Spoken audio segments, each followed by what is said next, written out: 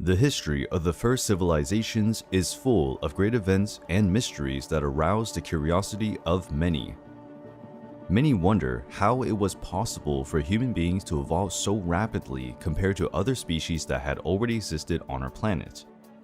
Ancient peoples, through their religions, have tried to offer answers about the creation of the world and the odd creative capacity of humanity. Perhaps the answer to this dilemma can be found in the text written by what was the first organized civilization in history, the Sumerians. The Sumerian civilization emerged in Mesopotamia around 4500 BC. Over time, it was responsible for building large cities and creating the first system of writing, known as cuneiform writing, on clay tablets. During archaeological excavations in 1849 in Iraq, 14 clay tablets with Sumerian writings were found.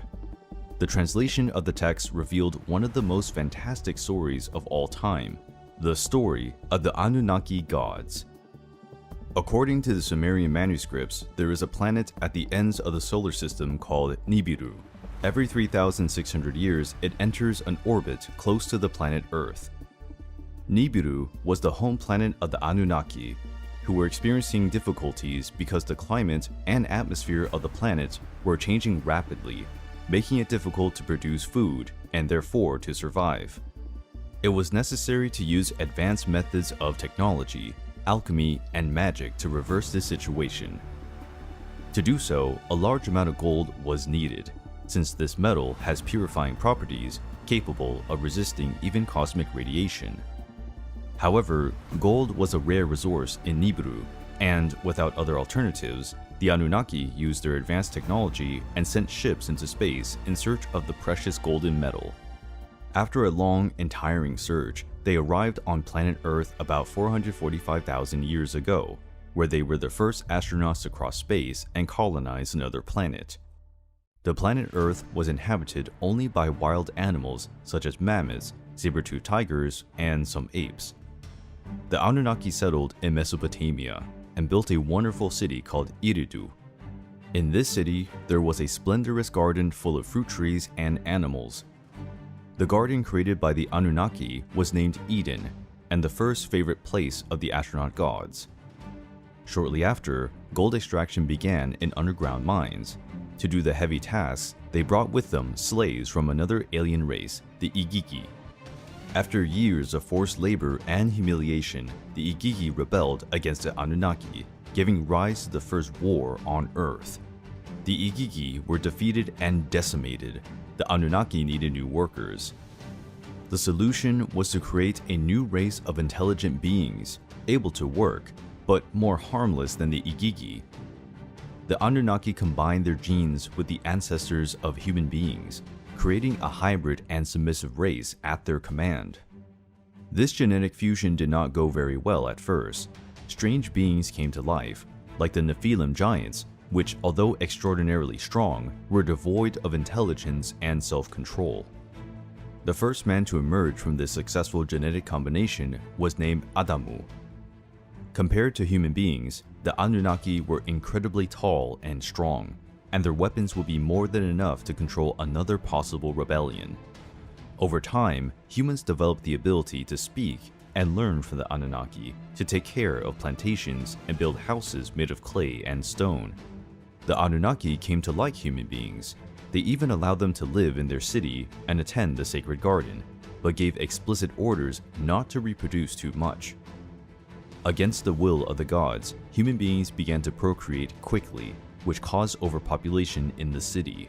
Many people were expelled from Eden and Eridu and condemned to live in exile in wildlands. After a few millennia, the planet Nibiru approached the Earth again. Nibiru's gravitational field was so strong that it adversely affected the Earth's natural conditions.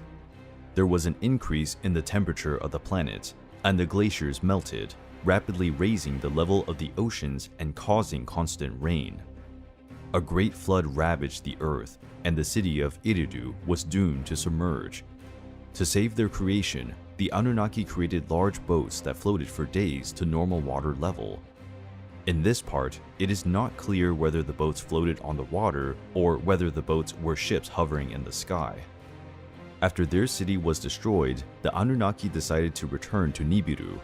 But before they left, they gave human beings knowledge of architecture, mathematics, music, and writing. They also taught them how to establish a monarchy system, where some leaders kept their bloodline inherited for the Anunnaki pure, with the right to command others.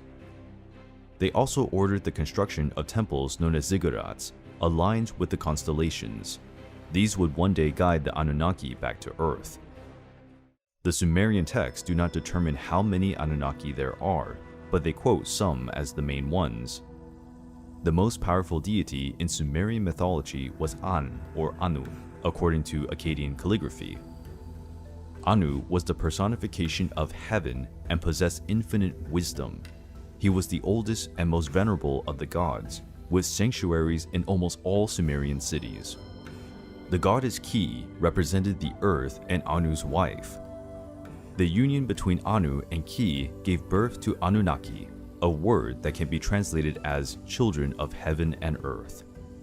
The first Anunnaki was Enlil, lord of the air, winds, storms, and responsible for keeping heaven and earth at a safe distance.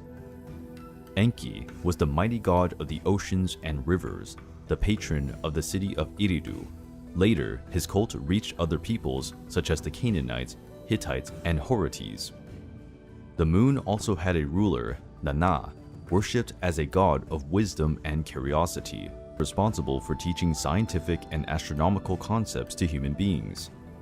The god Utu was the personification of the sun and defender of justice, truth, and morality. Utu traveled through the heavens in his sacred carriage, emitting a brilliance capable of illuminating the world. The goddess Inanna was Utu's twin sister and goddess of fertility, war, and political power, also called the Heavenly Queen. She was one of the most cultured goddesses of Mesopotamia, adopted by Akkadians, Babylonians, and Assyrians under the name of Ishtar. The cult of the Anunnaki was shared by many Mesopotamian peoples, adding new stories and divinities with the advancement of time, but always maintaining a very detailed essence.